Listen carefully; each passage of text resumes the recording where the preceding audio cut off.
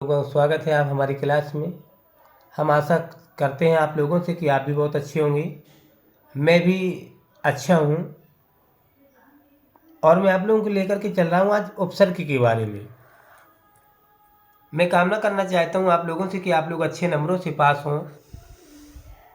मैं आप सभी लोगों से यही कहना चाहता हूँ कि आप लोग अच्छे ही अंकों से सभी लोग पास हों। तो मैं आप लोगों को उपसर्ग के अंतर्गत लेकर चल रहा हूँ। तो उपसर्ग की परिभाषा, उपसर्ग की परिभाषा है आपकी जो है कि मूल शब्द के पूर्व में जोड़ करके जो नए शब्द की रचना करके, पहले आपका मूल शब्द होता है जो पहला शब्द होता है आपका, उसके पूर्व में जोड़ करके नए शब्द की रचना करके अर्थ परिवर्तन करने वाले पद को उपसर्ग कहते हैं। आपका जैसे आप आया यहाँ पर आ, अब आ शब्द पे आप उपसर्ग जो बनाएंगे तो आपको अपने हिसाब से दिमाग लगाना, वो आपको लिखने के लिए नहीं आता, केवल बहुविकल्पी प्रश्न आते हैं। मान लीजिए इसका आ का अहित हो गया, अमोल हो गया, अचेत हो गया, मतलब आपका एक शब्द ऐसा आज पहले शब्द में ही आए और बाकी आप आगे उसके पीछे जो शब्द दिए गए कुछ भी आप बना सकते हैं। मैं आपको लेकर के चल रहा हूँ एक एग्जाम्पल के तौर पर। जैसे मान लीजिए वहाँ पर पूछा गया कि आ शब्द का उपसर्ग बताइए, आ शब्द का उपसर्ग बताइए, उपसर्ग बताइए। अब उसमें ए नंबर में आपका अहित दिया, 2 नंबर में महेश दिया और सी नंबर में आपका सुरेश दिया और डी नंबर पे आपका गीता दिया। अब आपको इनमें से आप तुक्का ना मार दें कि तुक्का मार के चले आए, आप समझें थोड़ा कि आ शब्द का उपसर्ग पूछा जा रहा है तो आ शब्द का उपसर्ग क्या होगा, मतलब महेश तो होगा नहीं क्योंकि वहाँ पर कोई चीज़ है नहीं। आपको मूल शब्द से देखना है कि ये आपका आ मूल शब्द है। अब इसके बाद में क्या दिया गया है, तो आहित है। अब यहाँ पर देखिए महेश है, सुरेश, ये बिल्कुल ही भिन्न हो गए, तो इनमें से ये तीनों आपकी गलत हैं। ए नंबर आपका सही, तो आप ए नंबर वाले पे आप गोला वहाँ पर अपनी उस OMR शीट पर आप गोला लगा दें। इस तरीके से आपको हल करना है।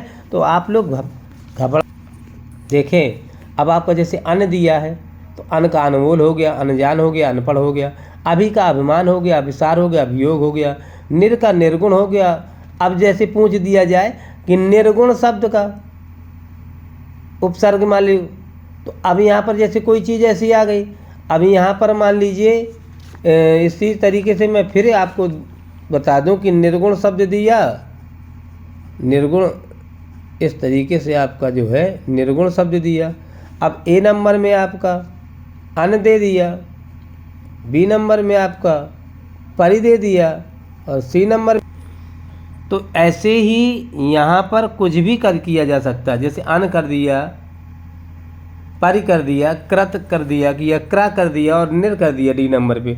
तो निर्गुण शब्द को कैसे निकालना, तो निर और गुण, निर्गुण, तो एक शब्द आपका निर आ रहा है तो ये आपका डी नंबर सही है, तो इसमें आप गोला लगा देंगे।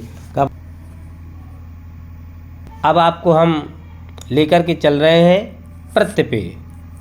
प्रत्य शब्द का अर्थ होता है प्रतीत कराने वाला, प्रतीति कराने वाला, मतलब प्रतीत की याद कराता हो जो।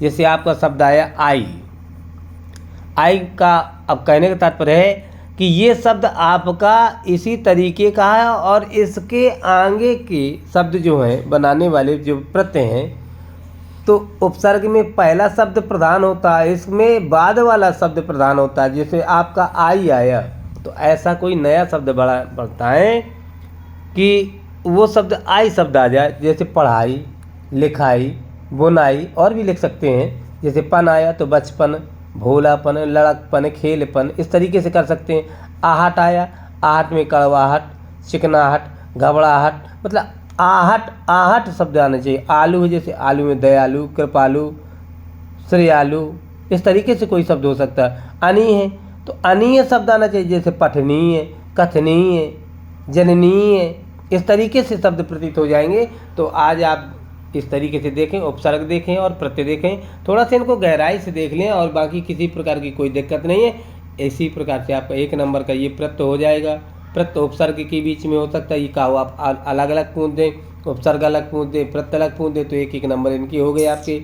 इसी प्रकार से जो है आप इनको समझें आप। और हम आशा चाहते हैं कि आप लोग अच्छी तरीके से मेहनत करते रहें और हमारे इस वीडियो को आप लोग देखते रहें, कमेंट करते रहें और अधिक से अधिक शेयर करें, लाइक करें।